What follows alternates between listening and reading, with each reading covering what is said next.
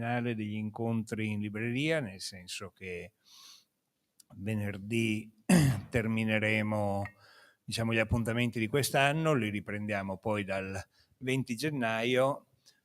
Ogni sera in libreria teniamo la presentazione di un libro. Del resto questo è un luogo che è nato per acquistare i libri, evidentemente, perché una libreria questo fa, ma soprattutto per costruire delle occasioni di incontro, di confronto tra autori e lettori. Un impegno abbastanza, come dire, consistente, perché tutte le sere un libro diverso è abbastanza impegnativo.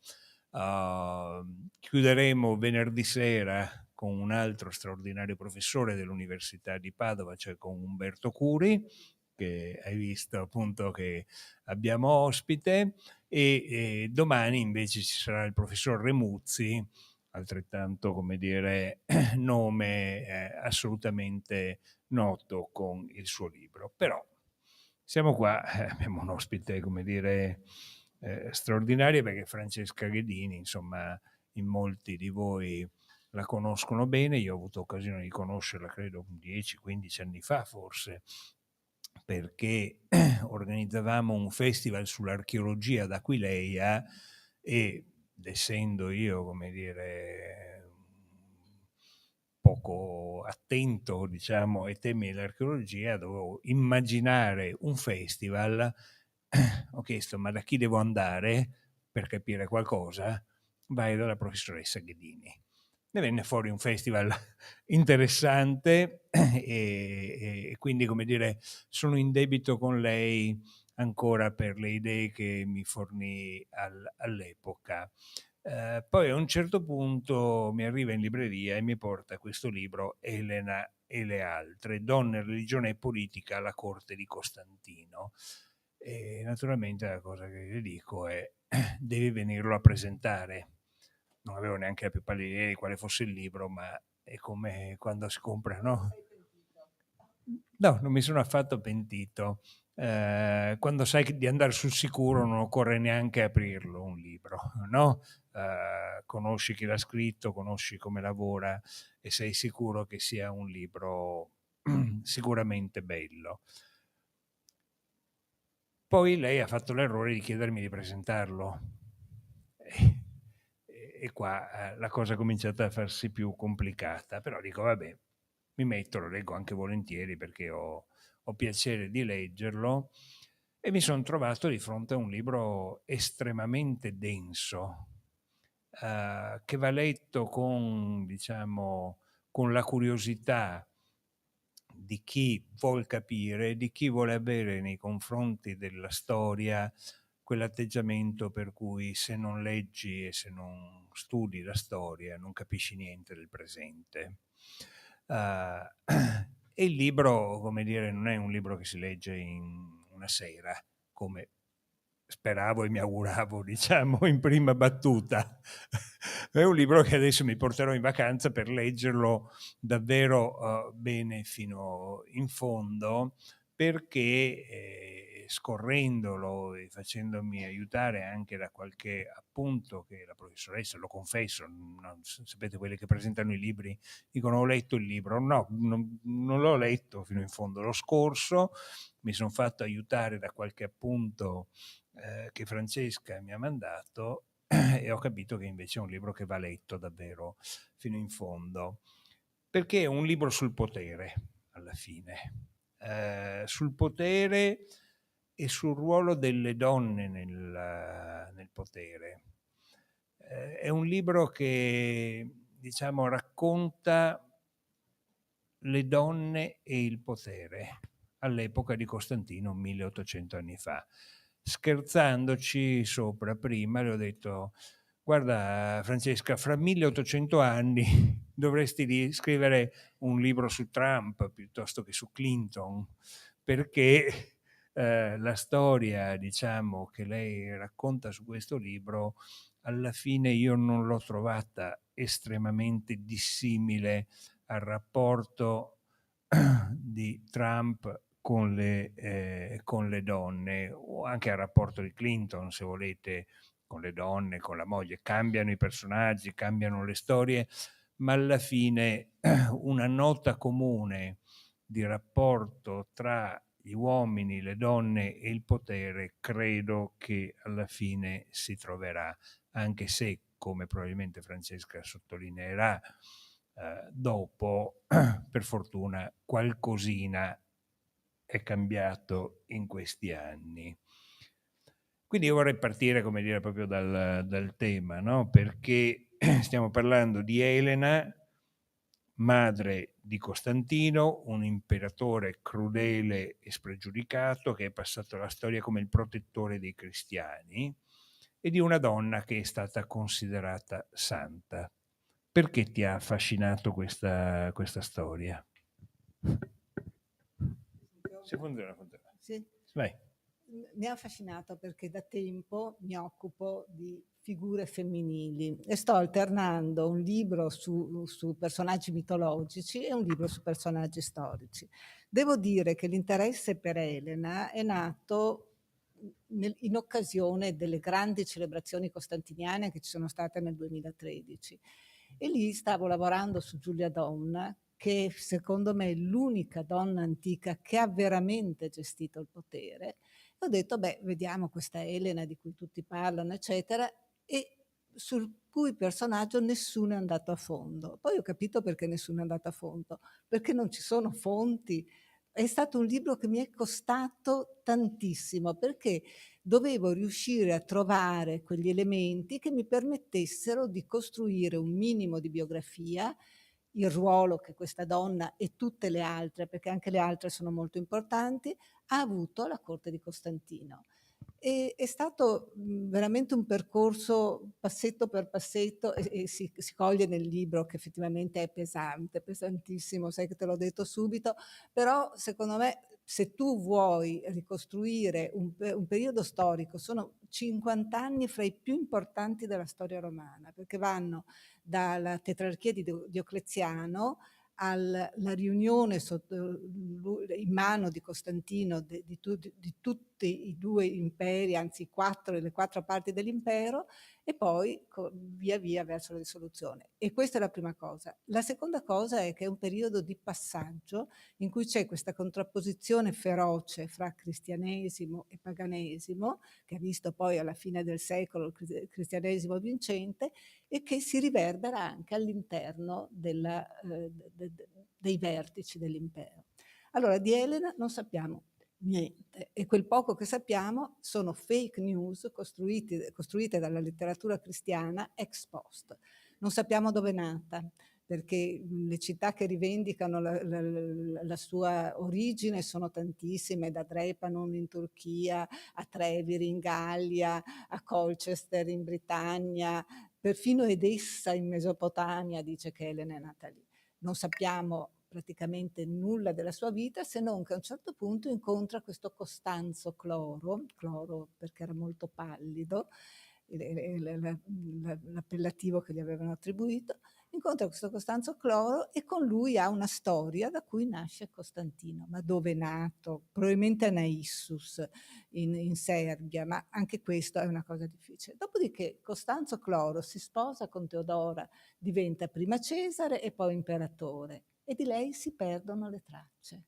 Ricompare, evidentemente lei aveva mantenuto rapporti con il figlio Costantino che pure stava scalando i vertici del potere, e lei ricompare fra il 306 e il 317, quindi già anziana, quando lui, Costantino intendo, riesce ad ad assumere il potere, diventa prima Cesare, poi imperatore e poi imperatore unico. Ed è incredibile una cosa, ripeto, ho studiato tanti personaggi femminili, perché ho studiato anche tutte le donne della casa augustea quando mi occupavo di Ovidio, eccetera. La cosa incredibile è che le donne della casa imperiale sono sempre state importanti, ma gli onori che ha avuto Elena come madre di un imperatore sono quasi unici in tutta la storia. onori così importanti da metterla sullo stesso piano della moglie Fausta, con cui Elena ha avuto un rapporto pessimo, ma da quello che si riesce a ricostruire Elena ha avuto un rapporto pessimo quasi con tutti, solo ha avuto un rapporto buono con suo figlio e con suo nipote Crispo, che poi finirà assassinato, ma lì ci arriviamo. Quindi è stato molto difficile ricostruire tutti questi passaggi. E la cosa più straordinaria è perché è diventata santa. Allora, Elena, come molti di voi sanno, è diventata santa perché le è attribuita la scoperta della croce di Cristo. Croce di Cristo che inizia il culto delle reliquie che si diffonde per tutto l'impero e che ancora dura oggi. Se qualcuno di voi ricorderà che quando Carlo III è diventato re, il nostro Papa gli ha mandato una scheggia della Croce di Cristo. Ora, se tutte le schegge della Croce di Cristo che sono sparse per tutto il mondo fossero messe assieme, verrebbero fuori 40 croci, no una, ma questo fa parte, devo dire, ovviamente del modo di gestire. O come i pezzi del muro di Berlino. Esattamente, sì, ma la tonaca di padre Leopoldo, cioè ci sono queste cose che però è il culto delle reliquie, il culto degli oggetti su cui io non spendo parola. Ma quello che mi ha colpito è che lei non l'ha trovata la croce di Cristo e questo si può dire, credo quasi con certezza, perché in realtà Eusebio di Cesarea, che è il biografo di Costantino, che racconta nel dettaglio la vita di Costantino e dedica 3-4 capitoli importanti anche ad Elena, raccontando che va in Terra Santa, che è a Gerusalemme, eccetera, non parla del ritrovamento della croce. Chi è che inizia, che tira fuori questa storia, che le ha garantito la santità? Perché in realtà cos'altro ha fatto se non trovare la croce di Cristo per diventare santa? Le ha garantito la santità e quindi è stata una costruzione abilissima di Ambrogio, vescovo di Milano, che nel 395, quindi 65 anni dopo l'ipotetica data del ritrovamento della croce, durante l'omelia funebre di Teodosio racconta questa storia, che lei è partita per la Terra Santa apposta per trovare la croce di Cristo, cosa che non è vera, poi vi dirò qual è il significato del viaggio in Terra Santa, e arriva a Gerusalemme, comincia a scavare nel posto dove si diceva che fosse stato sacrificato il Salvatore, dove Adriano aveva costruito un tempio a Venere per suggellare anche il ricordo di questo personaggio che all'impero non è che fosse piaciuto tanto, e trovano questi legni, però i sacrificati, diciamo, i crocefissi erano 3 e non sanno riconoscere il legno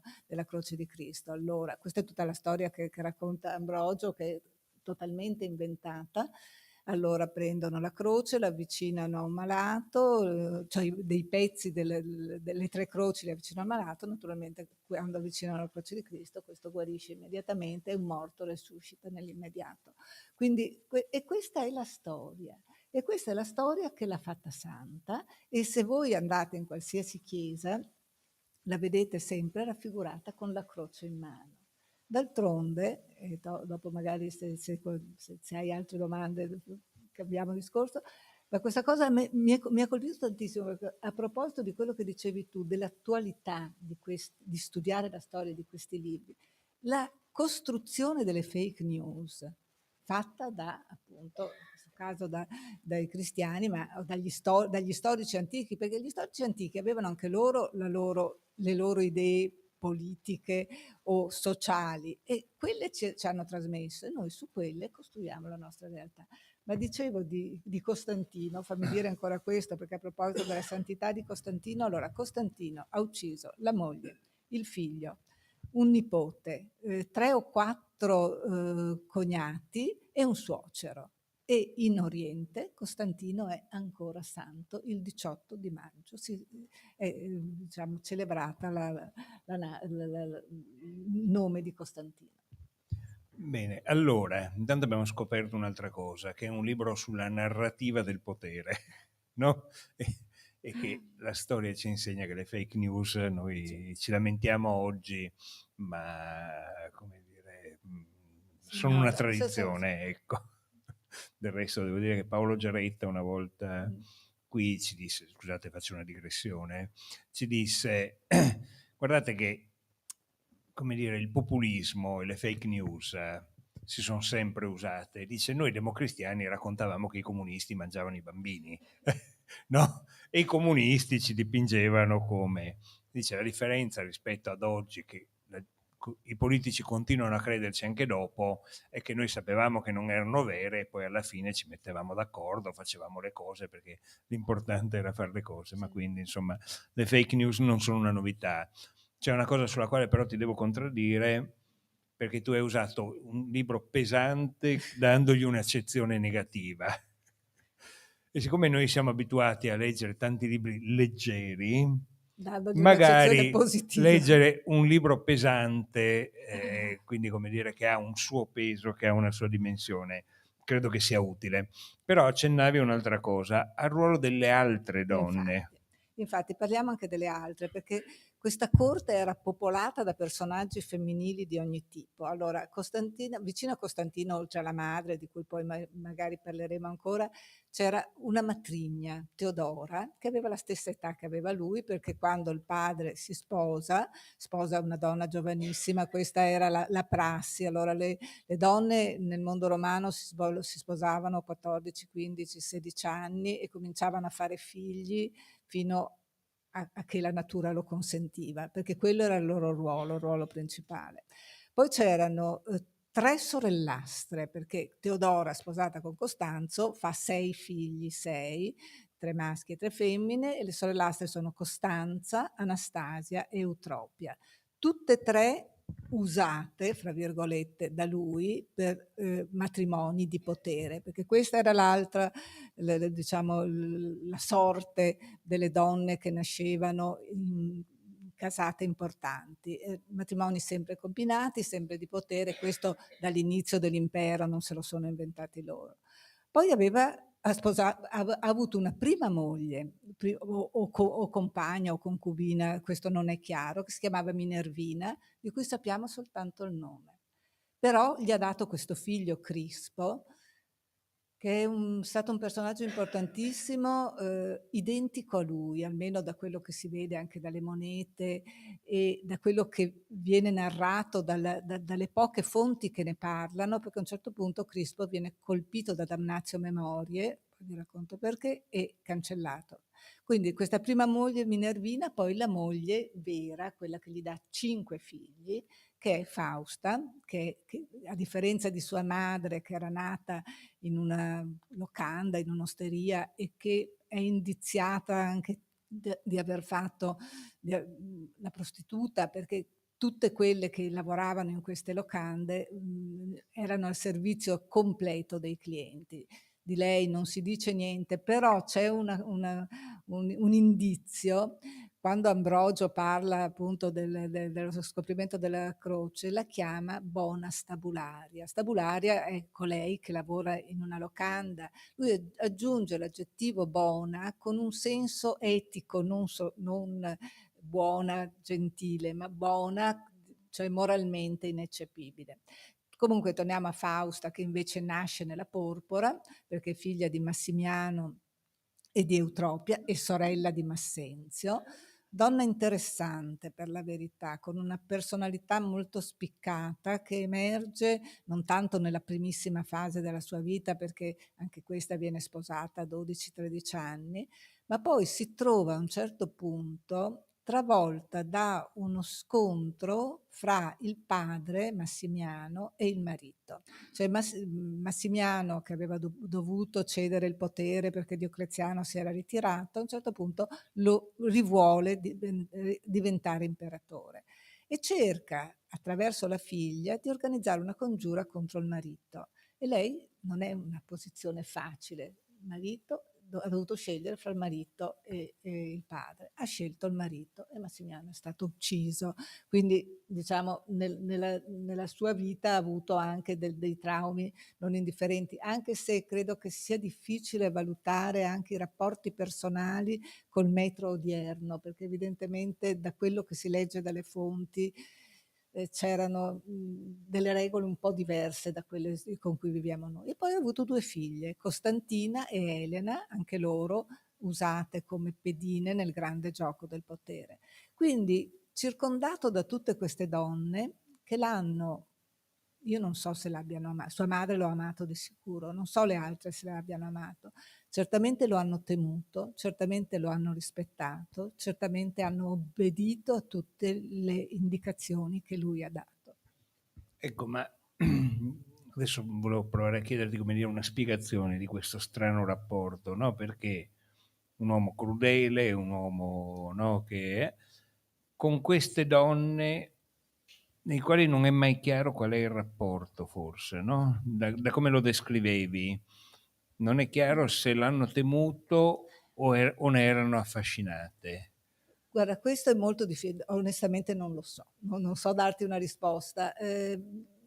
Quella che mi ha colpito di più è Costanza, la prima, la sorellastra più, diciamo, la sorella per parte di madre, sorellastra è una parola che non mi piace, la sorella per parte di madre di Costantino, che lui sposa a Licinio. Licinio è il coimperatore in quel momento, e appunto per suggellare un patto. Poi però fra Costantino e Licinio, come fra Costantino e Massimiano, scoppia una guerra e Costanza resta a fianco del marito fino a che il marito non perde, cerca anche di salvargli la vita, ma Costantino, la pietas non era una delle sue virtù maggiori, e quindi uccide Licinio, il marito di Costanza, ma uccide, quello che dicevo anche prima, il figlio Licinio Liciniano. Ora uno si aspetta che questa almeno esca di scena con rancore, eccetera. Invece no. Ha avuto con il fratello un rapporto di affetto profondo, sembrerebbe, tanto che è una delle poche sorelle, perché c'è anche Matidia, sorella di Traiano, che ha l'onore di una moneta. Qui abbiamo un illustre numismatico che mi ha molto aiutato nel tirar fuori le monete di questo libro, e che ringrazio di cuore. Questa moneta di Costanza siamo diventati matti per trovarla, perché non ce ne sono tante, però è una cosa incredibile. Lei, dopo che Licinio e Liciniano erano stati uccisi, torna a corte. E Eusebio dice che quando lei muore, Costantino è vicino a lei e le tiene le mani. Quindi un rapporto non solo sarà stato anche di interesse da parte di lei, ma io credo che una scena di questo genere denota anche un affetto profondo, una capacità o capacità di affascinare, o paura, non lo so, per il fatto che lei poteva uscire di scena, ritirarsi, i soldi non mancavano a quel livello, invece gli resta vicino, eccetera. Le altre due invece vivono a Roma, quindi lui, ecco, Costantino odiava Roma, ha fatto di tutto per starci meno possibile, mentre Elena ha vissuto a lungo a Roma, e a Roma è sepolta nel mausoleo di Tor Pignattara, mentre le due figlie di Costantino sono seppellite nel mausoleo di Santa Costanza. Ecco, ci dicevamo prima di scendere, tu che hai tanto studiato, come dire, le donne, ci sono elementi, come dire, psicologici che determinano anche una possibile alternanza di sentimenti, di modalità di rapporto? Guarda, Cioè, dal racconto di queste donne ne trai, come dire, una... no, la loro anima mi sfugge. La loro anima mi sfugge, e cioè di Elena possiamo dire che ha vissuto per questo figlio che le ha dato poi tantissimo, perché appunto nel 317 esce la prima, perché noi in realtà poi, oltre le poche notizie che abbiamo dalle fonti storiche, ricostruiamo la loro vita e il loro ruolo pubblico attraverso che cosa? Le monete e le iscrizioni. E quindi entrare nell'intimo di questi personaggi è quasi impossibile. È più facile forse per le Auguste del primo impero, perché per esempio di Livia di Livia sappiamo tante cose, le sappiamo da quel pettegolo di Svetonio, però insomma ci dice, le sappiamo anche da Ovidio, le sappiamo dagli scrittori coevi. Di Giulia Domna sappiamo tantissimo, infatti Giulia Domna è stato molto più facile fare la biografia di Giulia Domna, perché di lei abbiamo il modo di ricostruire i rapporti col marito, i rapporti con i figli, il rapporto con la sorella, il rapporto con le nipoti, perché ci sono documenti storici, magari fake news, però insomma i documenti ci sono.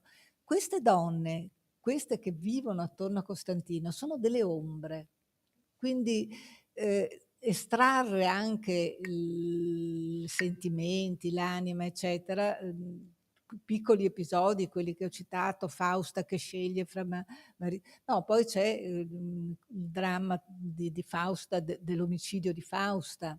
Ecco, questa è una cosa interessante, però anche qua non riesco a dare un nome ai sentimenti né di Fausta né della suocera Elena, che probabilmente è in parte responsabile dell'omicidio della moglie di Costantino. Lì la storia è una storia boccaccesca, come ce ne sono tante, almeno una delle versioni è boccaccesca, perché ci sono anche varie versioni.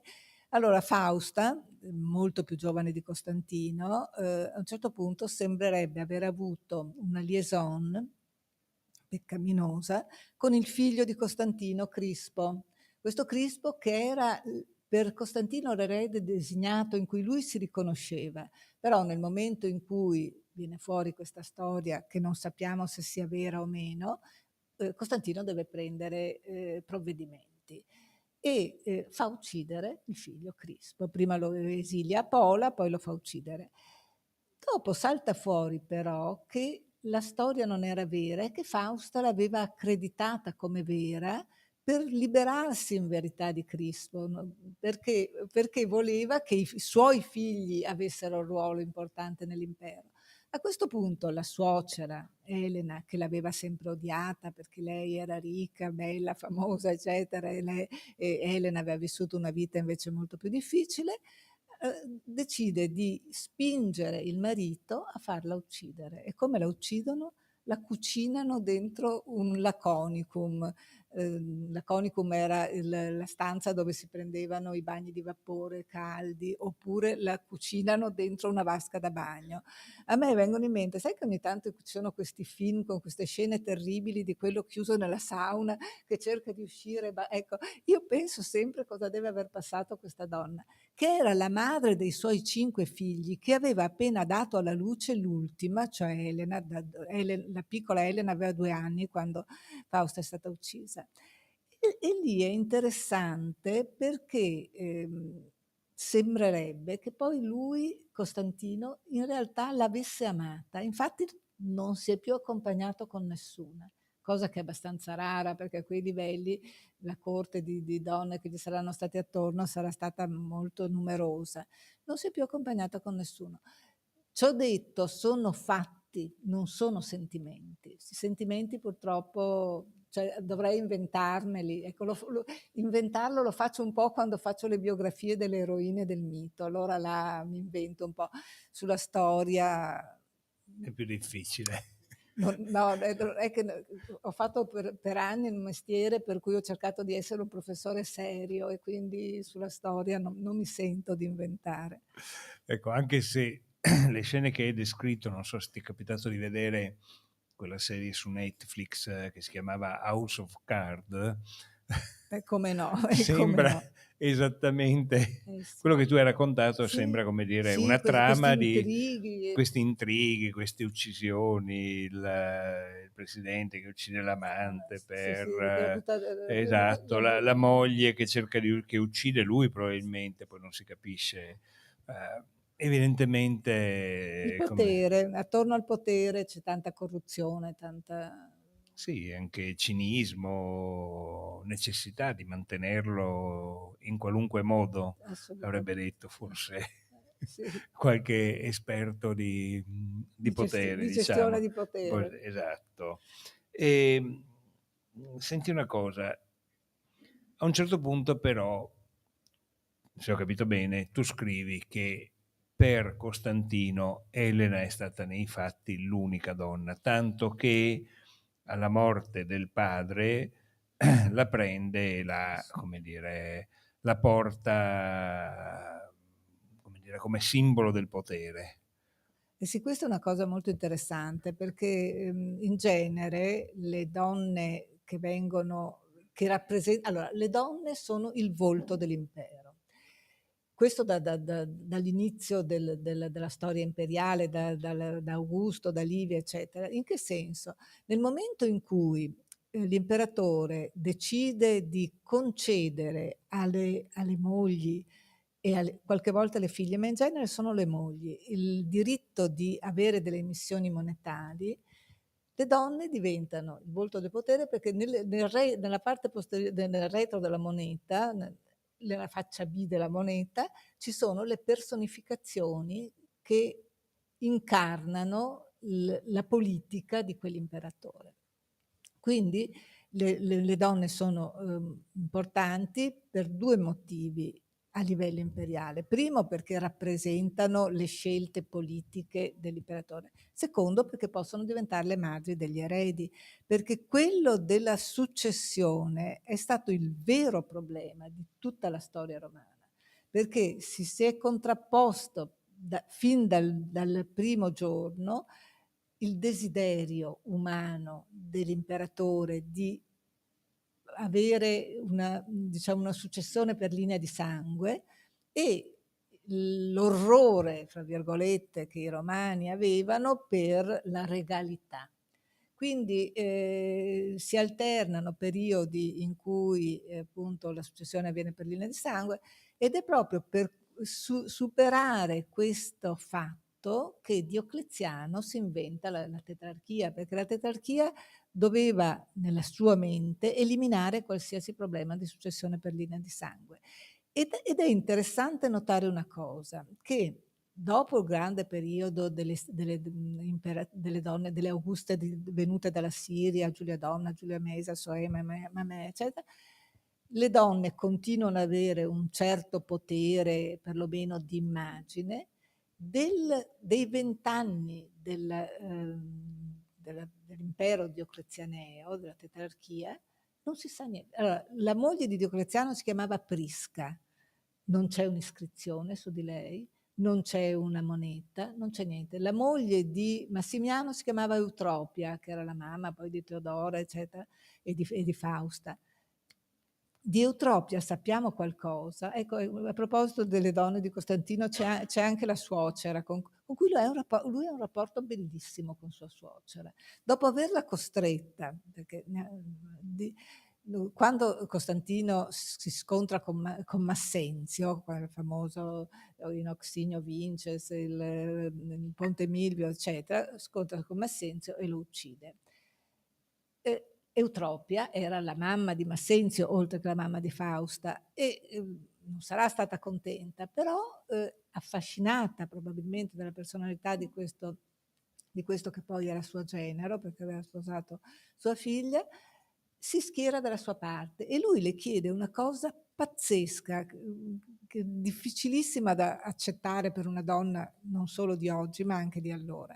Le dice: tu devi dichiarare che Massenzio non era tuo figlio, cioè non era figlio di Massimiano, non era figlio dell'imperatore, che nelle vene di Massenzio non scorreva sangue imperiale, perché questo giustificava che lui l'avesse ucciso e la guerra non diventava una guerra fratricida in un certo senso. Devi dichiarare di averlo avuto con un'avventura con un gladiatore, una cosa di questo genere, non ricordo esattamente. E lei lo fa. Dopodiché lui se la prende diciamo, nel luogo dove vive, lei vive assieme a sua figlia Fausta, eccetera, ed è la prima a fare quel viaggio in Terra Santa che poi farà anche Elena e ci sono le lettere che Costantino scrive ai personaggi importanti della Terra Santa dicendo: mia suocera mi ha detto che presso la quercia di Mamre, che era un luogo importante dei cristiani, ci sono altari pagani. Dovete, scrive al vescovo, devi andare a ripulire, perché me l'ha detto mia suocera. Quindi questo è Eusebio che riporta fedelmente, spero, le parole di Costantino. D'altronde Eusebio viveva praticamente con Costantino. E quindi ha questo rapporto veramente privilegiato anche con sua suocera, cioè una corte di donne incredibile. Sì, però appunto stavamo raccontando che Elena diventa Sì, il centro del... sì. Elena diventa il centro e appunto il fatto che vengano emesse monete a suo nome è abbastanza raro. E una cosa che mi è interessata è che una delle poche cose, diciamo, che si possono estrapolare e che forse danno qualche indicazione sul carattere della persona. Allora, lei arriva al potere, la prima moneta, che è del 317, la rappresenta pettinata in maniera molto normale, con la scriminatura mediana e i capelli raccolti in un nodo sulla nuca. Una pettinatura classica di quelle che va dalla Grecia a Roma, eccetera. Quando poi nel 324 lui le concede il titolo di Augusta, che è una cosa molto particolare perché le dà un ruolo veramente importante all'interno della casata imperiale, lei comincia a sbizzarrirsi con le pettinature. Ne cambia 7, 8, 10, non ricordo neanche con esattezza, e sempre indossa un diadema che è lo stesso diadema che indossa anche suo figlio. Quindi, allora, se noi da questi elementi così di iconografia proviamo a trarre qualche cosa, possiamo dire che il momento in cui lei raggiunge il potere si scatena anche la sua ambizione, perché la nuora Fausta, che è nata nella porpora, come abbiamo detto, continua a pettinarsi con quella pettinatura semplice che era una pettinatura signorile e non porta quasi gioielli. Lei invece mette questi gioielli pesanti, queste collane pesanti che sono di pietre preziose, questo diadema e questa conciatura complicatissima con treccine, treccioline riportate sulla nuca, eccetera. Allora, questo è un dato che a me sembra un dato caratteriale, del suo carattere, cioè la volontà di dire, beh, ho passato una vita faticosa, adesso sono arrivata e adesso sono qua e non dico comando io perché con Costantino comandava poco anche lei, però per esempio se è vera la storia che lo convince a uccidere sua moglie perché sua moglie era stata la causa della morte di Crispo, che invece Elena adorava, capisci? Cioè, qualche cosa si può trarre. Comunque ha avuto a corte un ruolo importantissimo, poi dopo ecco, il viaggio in Terra Santa, questo è un particolare che io sottolineo sempre. Allora, lei aveva quasi 80 anni, allora, io ne ho quasi 80 anch'io. L'idea di partire da Nicomedia e attraversare tutta l'Asia Minore con quei mezzi di trasporto, eccetera, e vabbè che avrà avuto stuoli di servitori, però le strade erano quelle che erano. Poi quando lei arrivava nelle città, siccome era il volto dell'impero, la rappresentante dell'impero, di un impero che era retto da suo figlio, che non era mai andato in Oriente, ovviamente feste, ricevimenti, discorsi, e poi tutta una serie di impegni pubblici che lei doveva espletare, eccetera. Quasi 80 anni. Io devo dire chapeau alla signora Elena. Somiglia a una signora in Inghilterra Sì, sì, sì, è vero. che diciamo ha Che ne retto... aveva di più di anni, Esatto, quella signora lì. e ha retto molto bene anche la Mamma scena, mia, si è retto diciamo. bene. Ma la cosa che mi son chiesto è: che cosa ti affascina così dell'epoca di Costantino?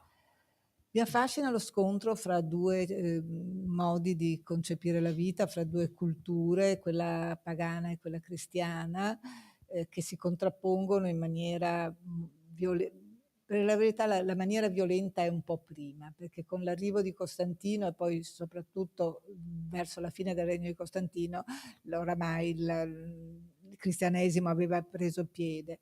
Ma c'è per esempio il famoso Editto di Milano, che appunto tutti attribuiscono a Costantino, eccetera, che non è attribuibile, cioè Costantino c'era a Milano nel 313 e cofirma l'editto, ma l'editto è firmato in prima persona da Licinio e non è un editto così importante perché è un documento che non fa che ratificare quello che Galerio, che era l'imperatore 2 anni prima, aveva emanato, cioè i cristiani possono venerare i loro dei. E la giustificazione che dà Galerio e che Eusebio riporta è che è inutile perseguitarli, tanto questi sono talmente testoni che vanno avanti lo stesso e si fanno ammazzare ma non rinunciano ai loro dei. Quindi il contrasto fra questa fede barricadera e un paganesimo che si aggrappava alle sue tradizioni, secondo me è un dato che rende bene, cioè a me piacciono i periodi di passaggio, non i periodi statici, cioè l'impero di Traiano è solido, fermo, deciso, eccetera. Qui invece sono tutte queste lotte sotterranee, questi scontri bellici, scontri di ideologie, scontri di potere e scontri di ideologie. Quindi attraverso lo studio di queste donne, infatti il libro è così pesante, non dico noioso, non posso dirvelo io, ma è così pesante, perché ho cercato di tracciare in filigrana, attraverso questi personaggi femminili, la grande storia, cioè le grandi guerre, le battaglie, gli scontri e quindi per capire le donne in che contesto vivevano, ho tracciato anche quello e quello un pochino appesantisce. D'altronde se no, se io avessi dovuto scrivere soltanto quei documenti che abbiamo relativi a queste donne, effettivamente veniva fuori qualche cosa che non rendeva ragione di un mezzo secolo di storia importantissimo. Ho cercato di raccontare la storia attraverso i personaggi femminili. Ecco, questo raccontare la storia, che era un giudizio un po' più di carattere generale, senza mai esprimere un giudizio morale, diciamo. Sì, tu dici è un feroce assassino, però usi sempre un linguaggio molto descrittivo. Sì, perché secondo me non possiamo, almeno io non sono capace di immedesimarmi in quelli che erano i principi etici che regolavano la vita allora. E quindi adotto un distacco nei confronti dei personaggi che racconto, perché non potrei fare altrimenti, perché sì, potrei dire, perché poi non ho mai la certezza che il documento su cui lavoro sia la verità e non sia invece qualche cosa costruito ex post come la storia della Vera Croce. Quindi insomma diciamo che cerco di mantenere il distacco doveroso nei confronti di una storia che ci è raccontata da loro e che noi dobbiamo cercare di ricostruire e dobbiamo comunque accettare, anche perché secondo me è importante conoscere la storia. Per esempio io ce l'ho a morte con la cancel culture, perché questa cosa che adesso non si può più studiare, per esempio, la letteratura latina perché è piena di stupri, ecco per me è una cosa demenziale. Noi dobbiamo conoscerla con il necessario distacco per ricostruire qual è la situazione in cui sono vissute queste donne e quale poteva essere la loro sensibilità, però è difficile entrare perché è veramente molto diversa la società oggi. Sì, ma questo è evidente. Io ogni tanto alle tante ragazze e ragazzi che lavorano in Italy Post racconto dei miei anni di gioventù in un paesino della provincia di Vicenza in cui un'unica ragazza veniva con noi al bar e veniva chiamata la puttana perché veniva al bar, che è una cosa che oggi, e stiamo parlando, come dire, dell'Italia di 50 anni, di 50 anni fa. Per cui dico sempre, fate attenzione quando date giudizi su altri paesi, su altre situazioni e così via, perché l'Italia 50 anni fa non era per certi aspetti molto diversa. Anch'io sono vissuta in campagna e mi fregio di avere una cultura contadina profonda. Io mi ricordo quella che noi chiamavamo nonna Eva, che era la madre di una nidiata di giovani che lavoravano in campagna. Io non l'ho mai vista senza il fazzoletto nero in testa. Andavamo là, mangiavamo la polenta con lei, eccetera, ma il fazzoletto nero in testa ce l'aveva sempre. Quindi certo, cambia tutto e quindi bisogna essere, diciamo, cauti nella valutazione del passato e nella valutazione anche di altre culture, altre società. Bene, allora abbiamo ancora un po' di minuti di tempo. C'è qualche curiosità ulteriore che volete sottoporre? Qualche...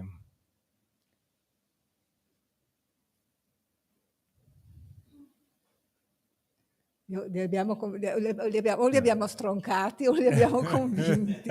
Una delle due soluzioni. Beh, non è facile farti domande su un tema che tu stessa hai trovato così complicato, Sì, perché stiamo parlando, come dire, di una storia complicatissima, con poche fonti. Sì, poi Mi sono fatto quasi l'idea che ti sia piaciuto farlo solo perché era complicato. un po' sì, è un po' una sfida questo, d'accordo. Ma no, è proprio perché mi interessa. Adesso per esempio, stiamo facendo con alcune persone qui presenti, una quella bionda lì, una questa moretta qui, eccetera, stiamo facendo una mostra a Pompei sulle donne.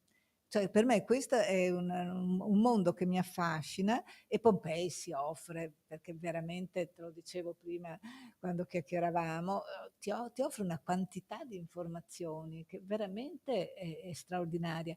E Pompei è un microcosmo che rappresenta il macrocosmo dell'impero romano, perché io fino adesso ho studiato le donne di potere, è il vertice del potere. Pompei ci mette a contatto con le prostitute, con le matrone, con le schiave, con le ostesse, con le fattucchiere. C'è una cosa, proprio questa cosa delle fattucchiere, questo è un tema che mi piacerebbe anche, c'è qualcuno che mi ha sollecitato a Il farlo. prossimo libro, Il diciamo. prossimo libro, se avrò ancora fiato, Eh,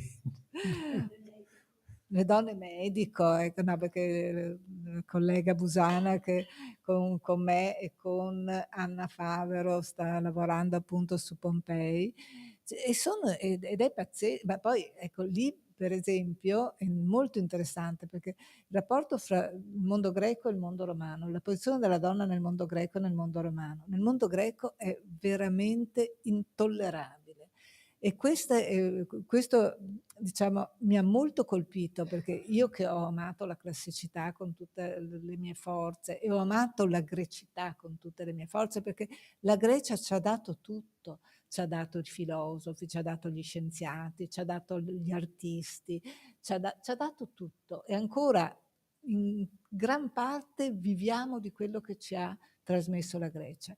Ora, la donna in Grecia aveva una posizione di emarginazione totale, totale, non solo perché non gestiva il proprio patrimonio, mentre a Roma sappiamo che gestiva il proprio patrimonio, ma perché leggendo per esempio i tragici, te l'ho scritto anche negli appunti perché è una cosa che mi ha colpito molto, leggendo i tragici vengono fuori le frasi che le donne del mito, le eroine del mito pronunciano.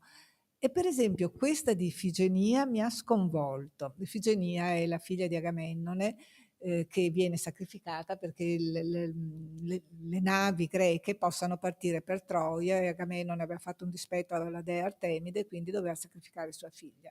Lei all'inizio non è tanto contenta di farsi tagliare la gola, poi pronuncia questa frase, dice: la vita di 1000 donne non vale quella di un uomo. Cosa sono io per fermare la grandezza della Grecia e del nostro esercito? Ora io dico, hai capito? Questa Grecia luminosa, che noi, non so, l'Acropoli, il Partenone, questi marmi straordinari, questa bellezza che produce un concetto di questo genere. Un'altra cosa che mi ha colpito, i figli in Grecia erano del padre, perché il corpo della donna era il contenitore del figlio. Cioè, si discuteva se la donna partecipava alla formazione del feto, perché il feto era, e il figlio che nasceva era tutto merito del padre. Quindi sono delle cose, poi questo anche nel mondo romano, e viene fuori anche a Pompei, l'esposizione. Allora, quando nasceva un figlio, questo anche a Roma, nasceva un figlio, veniva deposto a terra, si guardava se era sano o non sano, eccetera, e se era una donna, il padre aveva il dovere di tenere la prima.